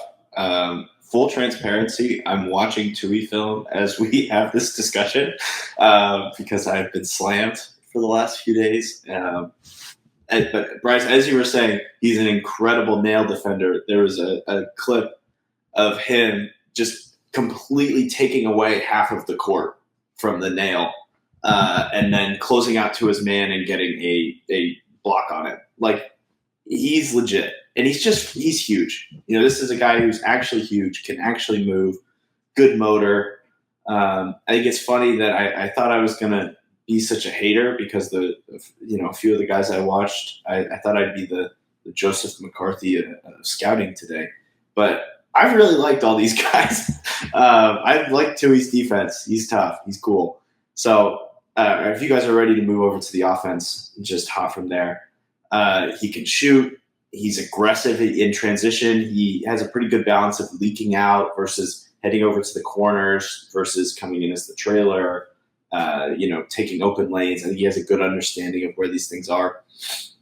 And I do have to ask, Bryce, what do you think of his jumper where his legs are just – his base is so wide and his knees still are like collapsing in? Yeah, I mean, the jump shot's really weird, right? So for what it's worth, 45.2% effective field goal rate on 83 catch and shoot jump shots, only 11 off the dribble jumpers. This is where, I mean, his value is going to make or break, right? Like, how good of a player can he be? It's really going to depend on how consistent can he be as a jump shooter. For what it's worth, I do think it's not uncommon for a lot of international guys, and especially, the truth is, bigger guys from small countries like, or at least small basketball countries like Australia and such, to develop jumpers kind of later. I don't think that's an uncommon thing. I like the high release. It's just really mechanical. He doesn't have I think he has pretty good touch with his right hand on some kind of awkward flip shots and such. But I don't think he has great touch as a jump shooter by any means, right? He's most comfortable in the shooter when he has all day. I don't think anything is super broke. I mean, an NBA coach is probably going to try to bring his feet in. I hate knee valgus less than some. To me, it's not a huge indicator of anything other than you just need to either add some lower body strength or just kind of, set your feet a little bit stronger below you. But he's just clearly not a natural shooter right now, right? And I don't think there's a ton of upside with his shooting. I think your hope is that this could be Royce O'Neal developed into a really efficient shooter, right? But one who never took particularly tough shots, right? It's just, hey, he's, the last couple of years of his career, he shot, while he was really playing minutes. Last year was, well, I guess he actually did play quite a bit for Phoenix last year, but 37 to 38.5%, right? Okay. If Toohey could do that on mostly just standstill shots, Royce was taking, the most Royce ever really took was up to 5.5 a game, which is quite a bit. I'm not going to lie, but if he could do that, if he could make 1 to 2 shots a game, taking 4 or 5, then I think you're going to get enough value out of him elsewhere, because I do think he does other things offensively. But yeah, I mean, the jump shot is far from comfortable right now. And then, the rest of his offensive game, I think I love the intensity and the toughness and a lot of what he does in terms of getting extra rebounds or, making really timely cuts. It's easy for me as a coach to just be man, this is just a winning basketball player, right? He averaged 11.5 points on solid efficiency while having no comfortable, tangible skill to just do that on. But he wasn't crazy efficient at the rim, 55.9% on layups, 52.9% at rim at the half court's really rough. He really struggles with, rotating shot blockers. Despite how comfortable he is seeking contact, he's not great at finishing through contact, and he's also not great at getting fouled. I think that he has a pretty good first step, surprisingly, especially out of move. Like out of his little hang dribble, his first step is pretty good. He can operate some like coming off DHOs and stuff as a passer, but he really, really struggles to make live dribble decisions. Like really, he's a pretty bad live dribble decision maker. His best passing is interior passing, which I think is promising, right? It's nice that while playing with Cam Oliver, he had like great sense for where to throw him a lob, where to throw him a dump down, how to lead him to the rim, when to time my finish versus dump off. Like that stuff is great, and I think that points to some upside. But there's very little sense for kickouts. Again, your bet is that he's massive enough and can dribble, and I think he's pretty good in transition. That if he makes shots, like he can kind of just be like an overall solid, kind of dirty bucket getter who just kind of does some things here and there and is never like a huge part of your offense, but also contributes. But I do understand that the upside is probably pretty limited here. Stone, how did you feel about the offense? Yeah, I think the biggest thing with Toohey is he's pretty much just like an opportunistic scorer and offensive player, right? Like if he has the straight lane drive, I think he can attack it, especially against like smaller guys where he's just longer and stronger. But against rim protectors, I forget already. One of you already talked about that, but I think that the in-air adjustment is bad, and I think that he's just not. He feels very like instinctual, like he just sees the opportunity to do something without sort of the forethought and processing of secondary chain reactions that could come from that. So if Toohey's going to cut it in the league, it's going to be as this opportunistic guy where he's doing the dirty work on secondary chances, straight line drives. Hopefully the shooting is serviceable, and he's just like an open catch and shoot guy. But he pretty much, I think he's going to be like locked in as your fourth or fifth option on the court offensively, probably fifth. And it's just, if the defense is good enough and the offense can be serviceable as someone that can clean up, I think I don't even know, like it's just kind of the way he's wired. I don't know if you can really clean up that type of processing where you're just sort of instinctually doing whatever opportunistic thing comes ahead of you. But if you can sort of get him to rein in the decision making a bit and maybe read things to a more complex level than he currently does, and the shooting is serviceable, like there's a rotation player in there. But as Bryce said, I think that's kind of the upside with Toohey. Like I think that rotation player is sort of like the best outcome in the world of outcomes that exist for him.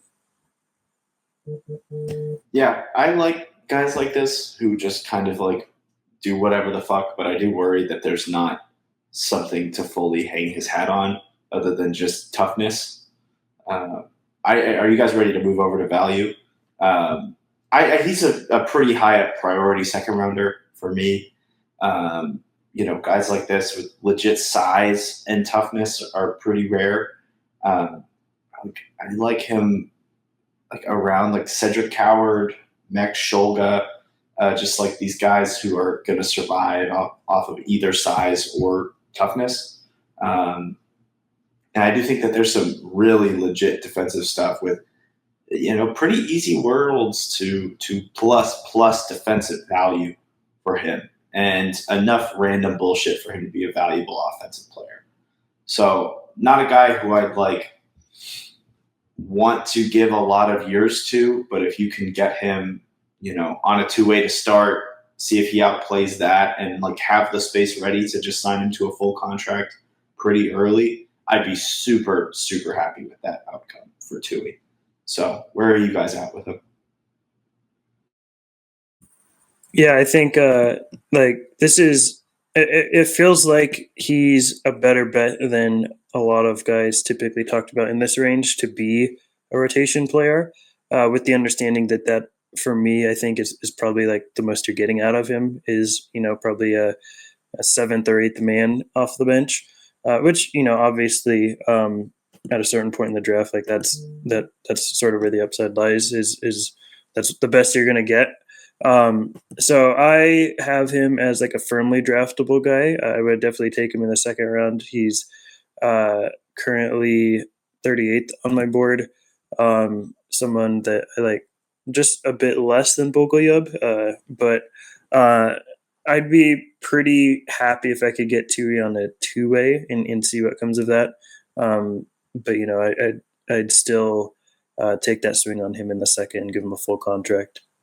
Yeah, so I'll be the highest on Toohey. I hope you guys can hear me all right. I had to move area, and my mic's in a little different spot, but I'll be the highest on Toohey. I'm gonna have him. I'm trying to decide right now between him, Amari Williams, Liam McNeely, Thomas Sorber, like that group of guys, as like my top tier like second round targets. Now they're gonna end up as first round guys. I think he's going to end up around 21. I definitely prefer Penda and Powell to him, but he's closer to Penda than me than I think he would be for most people. Like I think there is a higher defensive ceiling here, as crazy as that might sound to some. Penda's a better offensive player, but I think Toohey he's a better dirty bucket guy. I think he can really. If he makes shots, I think he'll be a valuable offensive player, and I think the defense could be potentially elite. And again, this is the type of guy that could really make a difference in the playoffs. And that's like it's all like a part of me wants to put him in my first round. Like I can't, and I know I can't, like mentality wise, right? Like he is just a tier. He has none of the star outcomes that even my lowest guys in my first round, like Ace Bailey and Colin Murray Boyle, have. Like those guys just have much higher ceilings.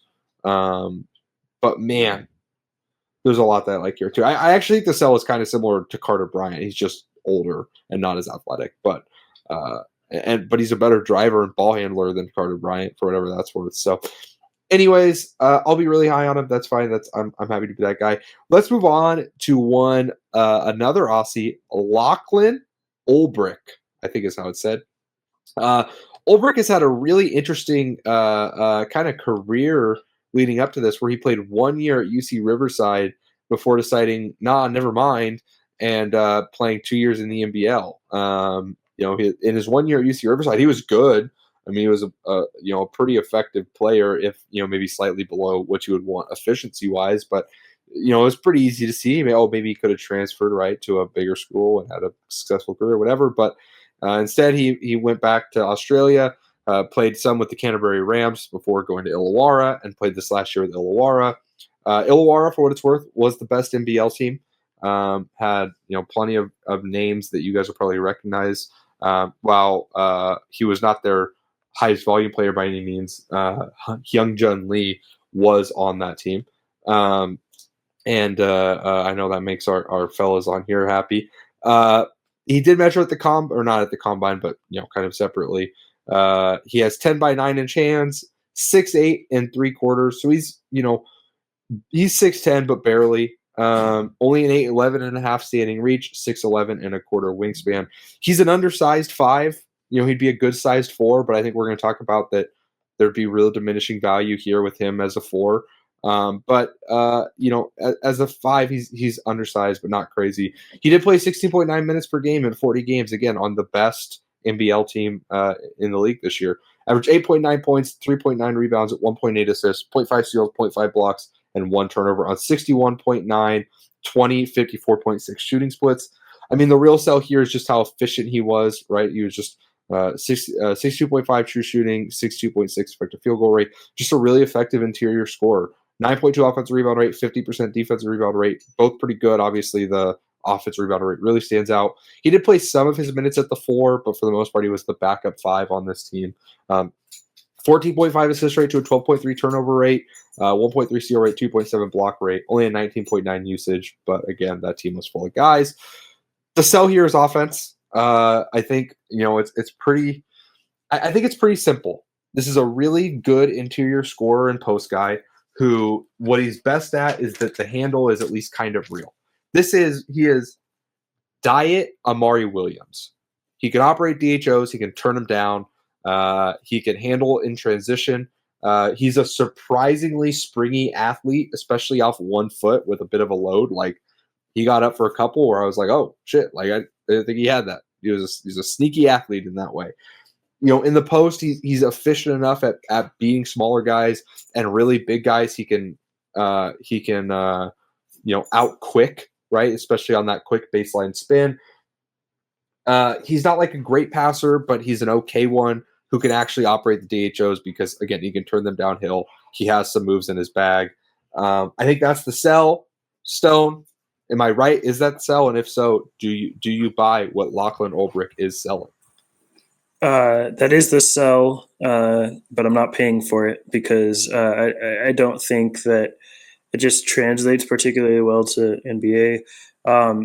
You mentioned like diet Amari Williams, and you also mentioned how he's not a great passer, and I think that takes away a lot of the dribble handoff sort of intrigue with him, where I just think the execution's pretty poor, and it's not the accuracy isn't good enough to be able to be in that sort of role, especially when you talk about the ancillary offense.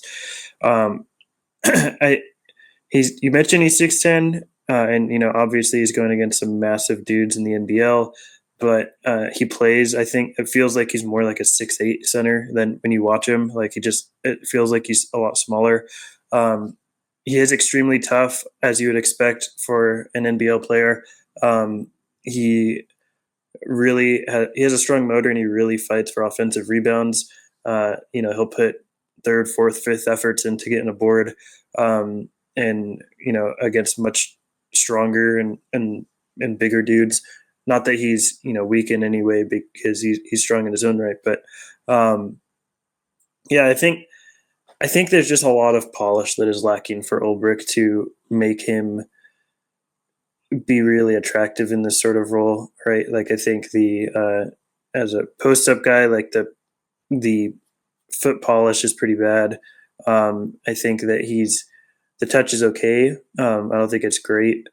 I think that he doesn't have like the verticality that you want as a finisher around the rim when he's not dunking. And I think that there's just a lot of there's something there with Olbrich. Like, there's a lot of stuff. I just don't know if he meets the good enough thresholds for any of that offensively to really make him an NBA player. He is good at tracking boards off the rim. I think that is something that stood out to me. But there's for me personally, like, just not a ton here to grasp onto as any one skill that I particularly buy at a good enough rate to be translatable. Yeah, I think for me, it's just, how valuable are these, guys that are going to require quite a bit of usage in terms of running a ton of delay stuff. Like, we should have mentioned this with Amari Williams, but one thing that does hurt, like someone like Amari, is the floor is fairly low because they kind of have to take a lot of possession. Like, there's not like a crazy low volume offensive player in there, right? They have to have the ball to run their DHOs, to turn their DHOs into post ups or drives. It's not like Amari doesn't have a ton of upside as just like a pure roll man. Maybe if he's with like a Steph Curry and he can short roll a ton, sure, but Lachlan he's got to run a lot of delay actions. He's got to do his chin stuff. And I just don't think he reaches the threshold for me as like a pick and roll passer or anything like that. So again, I don't want to get too far ahead of myself. I understand if people like him more. And I'll be honest, like, I was a little bit surprised by, some of his game, but I don't think I would draft it. Like, he's definitely below, like, Kobe Dixon Eric Dixon and guys like that. Maybe a little bit above Kobe Brea. But like, there's no way I'd take him over Igor Milicic or something. Like, it's just, I'd probably give him a two-way just to see. But even then, I don't know, because he does, again, he'll probably monopolize a lot of your offense. Like, so is that a guy you want taking even like your G League or your Summer League reps? Like, I don't know. So I liked his game more than I expected to be honest. Like I kind of thought I would be pretty out on him. There was more there than I thought there would be. But I still just like I don't think there's a ton to latch onto as like NBA level. I think this is a guy who probably could in time be like the NBL MVP. Like there's that level to his game there. Don't get me wrong, but it's just it's not NBA. He's just too small too. Like if he was a real 7-footer, like one of the things that made it really easy to buy into Amari Williams is that he's actually like gigantic, and Lachlan isn't. Right, he'd be an undersized 5. He can't space the floor and make shots. He can't defensively play as a 4. So that's where I'm at. He'd probably get a summer league invite, but even then, I'm not fully sure. I probably wouldn't give him a 2-way unless, maybe if he had like a great workout or something. Like I could see him being where the 2-way is. Like there's a path here if I think he's really similar as a prospect to like Trendon Watford. And like Watford stuck around a little bit because shitty teams need like someone who can kind of give them a semblance of offense too. Like Olbrich could do that probably. Like he could be a bench 5 on like a really bad team and like at least make the offense make some sense because we are just going to run some delay actions because we don't have a real backup point guard. But is that worth wasting any time on? Not really, in my opinion. Stone, do you have any final thoughts here? Coop, do you have any final thoughts here? Yeah, for me, Olbrich just isn't the kind of player that reaches the thresholds to make me believe this is worth investing time in to get winning basketball out of, if that makes sense. Like I don't think that from where he's starting at, if Olbrich were to hit his higher end outcomes, that sort of median outcome of this sort of archetype is really super valuable to winning. He's already as it is just kind of far away from that to begin with. So he's a priority summer league guy for me. Like I would definitely invite him to my summer league team, give him some run. I think that you could run some interesting stuff with him, and that he's going to give you the effort every time on the court along and sort of energize the team, I think. But apart from I have him just under Grant Nelson, 73rd on my board. So not something that I'm particularly into, but I could see what people might have some intrigue in him in the second round. Yeah, I was just watching some of his highlights. That hair, man. I don't know what he's doing with his hair, but he needs some new product, something. So I don't like him very much. I probably wouldn't draft him or like bring him in. So especially after listening to you guys talk about him. So you guys ready to hop on to the last guy and the guy who I think stinks and Stone's going to kill me for? Absolutely. Let's talk about. And I'm gonna mess this up, even though my joke in my title was Hablo Español. Hugo Gonzalez, and that's part of why that's confusing is because, and Stone mentioned this, some people in Spain go by Hugo and some go by Hugo. It can be easy to get mixed up. And I also do not speak Spanish. I speak kind of the bad, the bad version of Lower Yakima Valley represent Spanish. So that's a joke for our one listener from the greater Yakima area. Okay. Hugo is an interesting player because he played for Real Madrid, which is, obviously like probably the best European team or a top 3 to 5 European team. I mean, Zana Musa should be in the NBA. Mario Azonia, at least a borderline NBA player. Facundo Campazzo, not an NBA player, but really good European player. Bruno Fernando, like, has been great in the games I watched, and he's coming off the bench for them. I mean, Usman Gruba barely plays. Like, that's the level of team this is. So the sample size here is small, but obviously we've seen guys drafted from these bigger top Spanish league teams, and have that lead to a variety of things. Luka Doncic was obviously at a different level because he was the EuroLeague MVP as an 18-year-old. But again, he's in the kind of realm of guys like Garuba or what was his name that played for like Unicaja, Yannick Sosa, and even Mario Hezonja back in the day, right, was similar. He played a little bit more than Hugo, but he had a solid combine, measured at 6'6" and a quarter, so a real 6'7", with a 6'10" and 3/4 wingspan, an 8'5" and a half standing reach. That's solid, like plus 2 guard size would be, average wing size, right? Like, he could absolutely play the 3 in the NBA with those measurements. He's a fairly well-built young man. He's not like lacking in strength by a crazy amount or anything like that. He this season, again, super limited minutes. He played 10.9 minutes per game, but 3.5 points, 1.8 rebounds, 0.6 assists, 0.3 steals, 0.3 blocks, 0.6 turnovers on 41, 28.7, 75.8. Some more advanced stats because that'll be a little bit more worthwhile. 52.4% is a worry in his true shooting. 47.4 effective field goal rate, not very good. The rebound rates are good, 5.5 and 14% respectively. 8.5 assist rate to a 15.8 turnover rate, 1.5 steal rate, 3 block rate is pretty solid, 17 usage in his minutes. For what it's worth, what people really are more interested in is his FIBA stuff. FIBA from the last 2 years, he was pretty good, right? This last year, he averaged 20.7 points on 43.6, 20.8, 68.8 shooting splits, grabbed 7 rebounds, 2.6 assists, 2.7 steals, 2 blocks, 3.6 turnovers. Holy shit.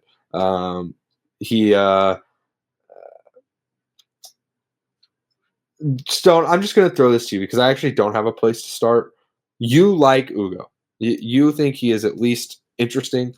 I'm sure you want to talk about the league a little bit. I think Coop and I are both going to be fairly down on young Mr. Gonzalez. So why don't you kind of give the positive sell what you really believe in here? Oh, and last thing I need to mention, he's a February 5th, 2006 birthday, so he's 19. His rookie season will be his age 19 season, but he'll turn 20 about halfway through it. Stone, the floor is yours. Yeah, thank you, Mr. Bryce. I think that with Hugo, there's obviously he's playing like in the toughest context he possibly can. Like, this is one of historically like the best Real teams, I think, just at least on paper, but even when you watch them play, like, this is a historically great team.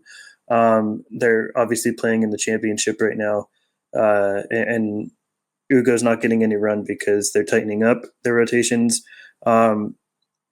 It's a really, I would say, it's right up there with France's first league, first division league. For some reason, I'm blanking on the name, but the Liga ACB is like top tier, creme de la creme, and he's playing for the top team in that league. It's really difficult to get playing time unless you're a prodigy like a Luka Doncic. And as the season went on, and I think they were more comfortable with their standing, they gave Hugo a little bit more time. And I thought he performed well. And it's worth noting too, like, Hugo became professional for Real Madrid at 16. Like, he's been a professional basketball player for a couple of years now, for one of the toughest teams in the world, outside of the NBA. So it shows, a level obviously of just like, and I believe he first started like on Real's youth teams at like age 9, where they first like sort of were intrigued by him. So there's a lot there, I think, to, at least sort of paint the picture of the kind of pedigree that I think he has coming in. I would say that Spain is probably just below France in terms of the level of athleticism. They are the top teams, at least, have a lot of athleticism, and I would say the lower teams not so much. But Hugo's playing as someone that is fairly athletic, and I think the sell with him is that he's pretty close to the threshold, I would say, of doing a bit of everything at a good level, and that's what's really interesting. It's really difficult to extrapolate a ton with the limited minutes that he's playing at this level. You have to go to FIBA. Obviously, that's a completely different world of competition that he's playing against. But the sell here, I think, is that he's really good off-ball player. I feel like he's really active away from the ball. He's great at cutting. One of the better cutters in this class, probably. Really good off of 1 foot. Not exceptional, not elite, but I think really good athlete off 1 foot. Good backdoor cutter, recognizes when the defense is lapsing and can make or take advantage of it. I think the ball handling is not enough to be any sort of creation, but enough for straight line driving and self creation, enough to not be a secondary or maybe even tertiary ball handler, but someone that is very comfortable with the ball in his hands and you're not fearing that he's going to turn it over, at least as a ball handler. He's active on the boards. There's a lot of motor there, and because he is a pretty, I would say, solid athlete, he could fly in and be like a really good cleanup guy. He finds ways to really impact the game, despite not being like great at any one thing. I think shooting wise, the touch isn't good, but it's not like disqualifyingly bad either. Like I think there's a lot of, obviously everything we're dealing with here is pretty much flashes just because of the limited playing time. You're not dealing with substantial, tangible stuff here. But the flashes of touch are there, and not enough for me to think he's going to be any sort of high-level touch guy or anything. But I do think that the serviceable shooting exists for him. I think the passing as a connective guy is not there. Like I think he's pretty much just going to be an attack the rim guy, a shooter, and if he has to be, like, he can make the right read off of help coming in on him, but he's not going to be someone that is seeking out the extra pass connectively. I think he struggles sometimes with the decision making with the ball in his hands of what to do, and I think that's kind of the main concern offensively. But I just think there's a lot of interesting pathways there offensively, and considering the age that he is, he's a tough one for me. He's tough, not in terms of what he does, because even though it's limited, it's you can see what he does, but it's tough for me to really place a valuation on where to take that, which we'll get to later. But I'm interested to hear your guys' thoughts on the offense. My big issue with Gonzalez is this is a guy who has like the world's smallest role, and yes, it's on a good team, and he's just not efficient. Like he hasn't been efficient even at like he's been good at lower levels at FIBA, but he's not ever been somebody who can shoot the ball at a high level. This guy makes sense as a player, as like a high level off ball player in a small role, if he was like actually good at it. He's just getting open spot up threes. And he can't hit them at a good rate. And yes, he can attack downhill, but there's nothing special there, right? Like there's cool stuff in theory if I thought that he could really shoot the damn ball, but I don't. And I like it looks fine. I don't see what the issue is and why he's not hitting them, right? Like this vision of a player who is so small role and so small usage and whatever just does not click for me offensively, even though there's all these micro skills that are super interesting and he's doing, he's playing on a good team at a young age and that stuff's cool, but it's not tangible enough for me. This is not a tangible enough player just because, Real Madrid sees the value in him or saw the value in him when he was 15. That's not enough for me as an evaluator. And there's just not enough for me to really buy into him in any real way. That there's like a chance he's like a good NBA player. I just don't see it. Yeah. So for me, the way I put it in my notes is he's just constantly in impress the boss mode right now. It feels like he's always, whenever he's on the court, he is always looking over his shoulder because he's nervous about getting pulled out. And that obviously affects things. That affects how comfortably you can make shots. That affects how you can do, all this other stuff. He will need a change in mindset to survive in the NBA. No one in the NBA, even the most scrubby bench players you can think of, gets on the floor and gets to think about anything other than just playing their game. And that's something you hear all the time. And that's my biggest issue with Hugo is I don't know what his game is. He's an athletic driver for his, for like the U18 comp. He was an athletic driver, right? He'd get up for some very impressive dunks. He's a very powerful leaper off that left leg. But he's just not like, to me, tangibly good at it. Even going back to watching his FIBA stuff where he scored a lot, like it was just kind of a lot of, cuts from and passes from Ademara, or simple drives and pick and roll against really bad drop defense. Like that stuff is fine, but I don't think there's a ton of wiggle or comfortability in the handle. I don't think he's a particularly good shooter, and I don't think that he can consistently be like an elite like downhill driving attacker. I think he's similar to Toohey in that your hope is that he would actually be like a garbage man guy. And listen, here's the truth. If he played in the NBL, he would have probably played just as much as Toohey, if not more. I want that to be said. That's absolutely a fair point. I completely understand all the league stuff. But again, I went back and I watched the FIBA stuff, and I still just didn't latch on to anything. I didn't think the handle was good. He's not gigantic. Like he'd be at least a slightly undersized three, if not a fully undersized one, right?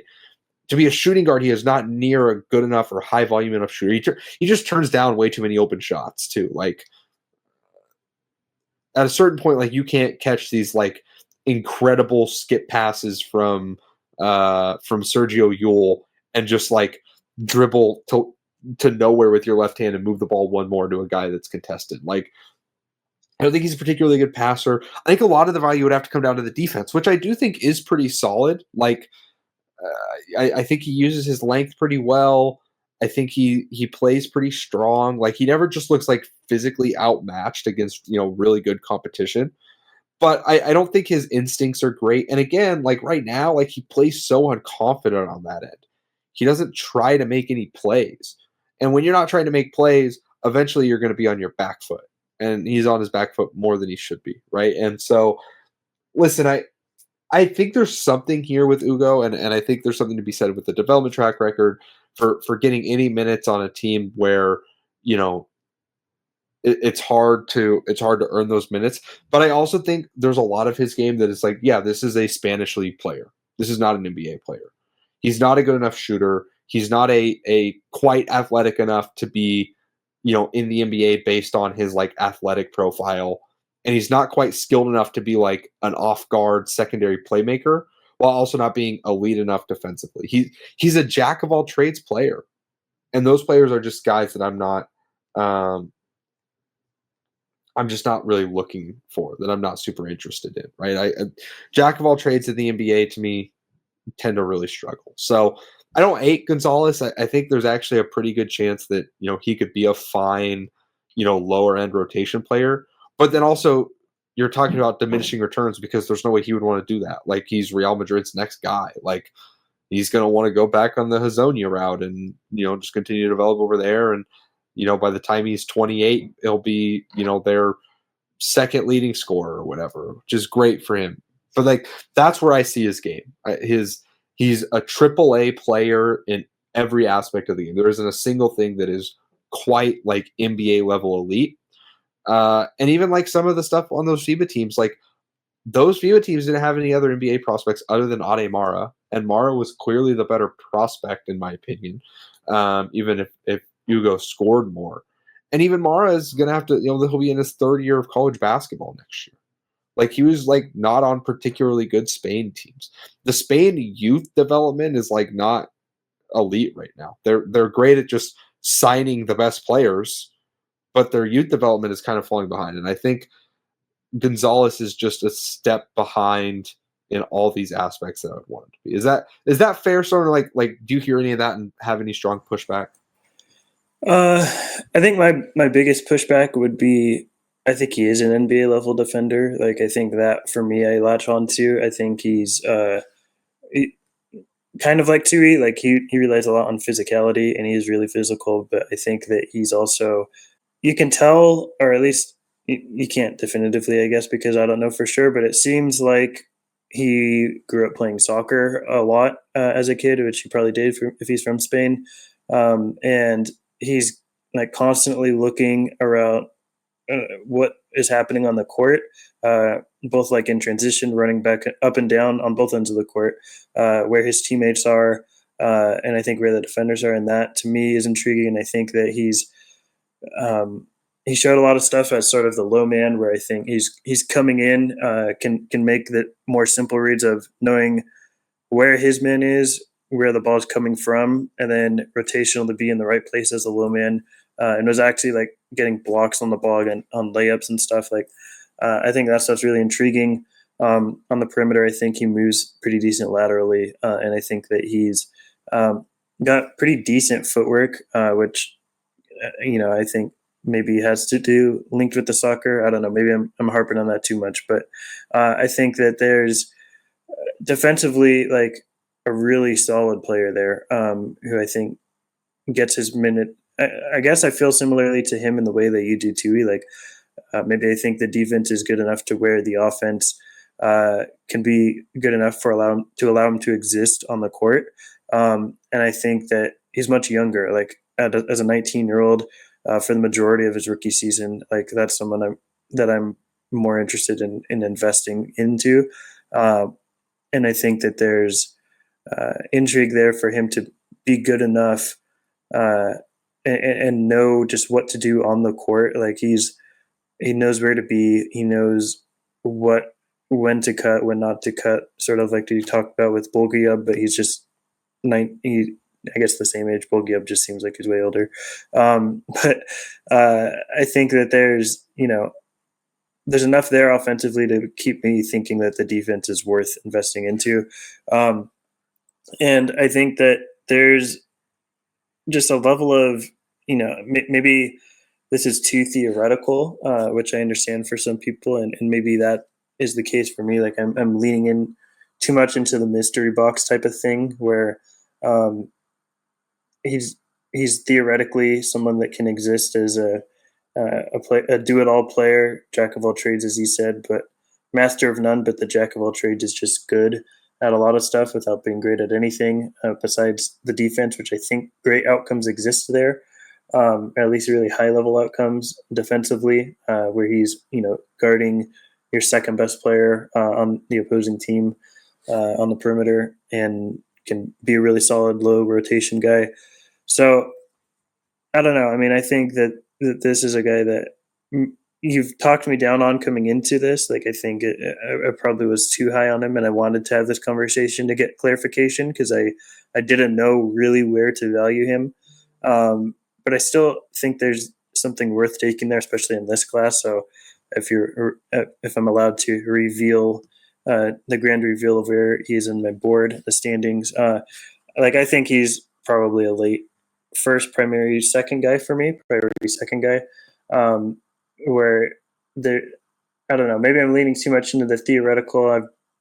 I've been burned by this before with guys that I'm want to be good, that I think have the physical profile and theoretically can be really good with past players and but in this class, I don't think that's crazy high for a player like this. I don't think that there's a whole lot of marginal. I think the room for error is much bigger than it is in years past at this sort of range. And I think that Hugo is someone I'm willing to take the bet on in that sort of range. So that's where I'm going to end up with him. Yeah, so I do want to echo. I think you're right. The footwork is pretty good defensively, right? Like he does have some real moments there. I think he probably could guard guards. I'm just not sure he can be a lockdown guy. Now, maybe I'm wrong. Like the length is good. Like the timing is pretty good in general. But I don't think he gets through screens particularly quickly. And again, for a low usage guy, if he could do that, why the fuck didn't they just have him do that all the time? Like, you know what I mean? Like, if you can have this guy that's barely going to touch the ball on offense guard the opposing team's best player, you should just do that. Like, and Real Madrid is like great coaches, and they always have. And like, So I'm not trying to take anything away from them. I think, it says something that he is. They used him a lot and as kind of like they would use him as a low man some, probably because they liked his athleticism and he was okay at that. But I just there's just nothing that I really latched on to defensively. So I understand completely where you're coming from, and I'm probably going to have him higher than it sounds like. I have him at 35, and what I'm really juggling between right now is he's the level of player that I would want to stash. Like I would want to draft him and stash him, but the issue with that is I don't want him stashed in Real. I want him somewhere where he's going to play. And honestly, I think the best thing would be to bring him over and just see, hey, let's get you in the NBA for 2-3 years. And we'll know. Like, if I draft you in the second round, I will know. I really believe that. Like, you're going to get your time with the team, and we're going to see. Like, can the shot, which the mechanics don't look broken on other than his weird leg splay he does randomly for no reason, can the jumper get better? I just don't think the touch is very good, but maybe it can, right? Like, again, guys from it's the same argument I'd make with Toohey. Like, sometimes their jumpers develop later because of how their games are built. Like, so often you're identified for a skill. He was identified because he was like a pretty good vertical athlete. He's going to get comps to like Gabriel Procida. He's way better than Procida was. He is just, he's a much better defender. He's a much less theoretical basketball player.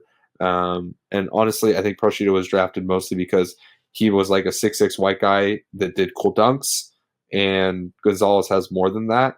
But I don't know that it's so much more than that I'd like, again, like how high I would go on him, I don't know. So, like, if he is going to make it into my draft of like, or my range of full contract second rounders, then he would be the last one I would take for like, no matter what. Like, there is not a single world I would take him over Bogoljub by any means. I just don't think the upside is high enough. But the pushback slightly is that, again, I don't know that I want to stash him because he's probably going to get stashed in Real, and that'd be bad for him. So I'm that's kind of what I'm juggling. I think he's a talented player. I just don't think that he is quite. I just don't think he's quite someone that I would bet on super highly. Coop? Yeah, I have him at like 50. I don't know. This is the kind of thing where it's like, I understand that he's playing on a great team and he has like a very intentional role and he has some micro skills. This is like he's completely antithetical to my kind of like the way that I view, these kind of like later swings. If I thought that he had like a first round talent or like something that I could like hold on to like really buy his long-term potential, I'd be a lot more into him. But, to me, just if he can only get this many minutes on an overseas team, I know this is really simplifying it down. How is he going to get minutes on a far better NBA team? He has to get far better at a lot of things to have any kind of path to realistic early NBA minutes. And even if you're drafting him for stash value, I'd rather take the swing on a guy who, like, I really believe has the potential to be an NBA player, and not a guy like Gonzalez who I'm 90% sure is just going to be in Europe for the rest of his career. And even if he's not, he's going to have like the Campazzo year where he comes over for 1 year and is like, wow, this fucking stinks. I want to go back to Europe. Like, why would I take that guy's rights? It's just not something he's not appealing to me. He's not the kind of guy who I want to draft. I understand where you're coming from, Stone, and I get it. But he's not like Toohey's fucking massive. And he's tougher. And he's out there making plays in a way Gonzalez just isn't to me. So I think that's it for me. You guys have any final notes on Gonzalez, or you guys ready to wrap here? Yeah, so no, that's all we got. We appreciate you guys listening. This is probably our last big scouting part. We're going to do a group of guards where we'll probably kind of do at least a little bit of the give the sell stuff, but we wanted to give our international flavor the depth it deserved. I ended up finding a guy who's going to technically be in my lottery. and a couple other guys that I really liked, which I feel like it's nice this time of year. So thank you guys for listening. For Stone at Report _Court, for Coop at Alley _Oop_Coop. I'm at Bryce14. Make sure you give us a like, rating, review on your podcast platform of choice, and then don't be afraid to give us hit the subscribe button, hit the bell. Leave a like, leave a comment. We're getting to that time of year. We're going to be live on the draft day. So there will be a link to that down in the description, making Coop do more work. But reserve your spot, as they say. Be ready. We'll go live about 30 minutes before the draft, talk a little bit about some predictions. Stone and I might do a little bit of a little bet on who we think might go where. Coop and I might rank the players based on how handsome we think they are. We'll go from here. Hugo's got to be on there. Yeah. Hugo, I mean, he's got to do his hair's too generic. But anyways, this has been the Upside Swings NBA Draft Show. Thank you guys for listening. We hope we hit our ceiling. Thank you.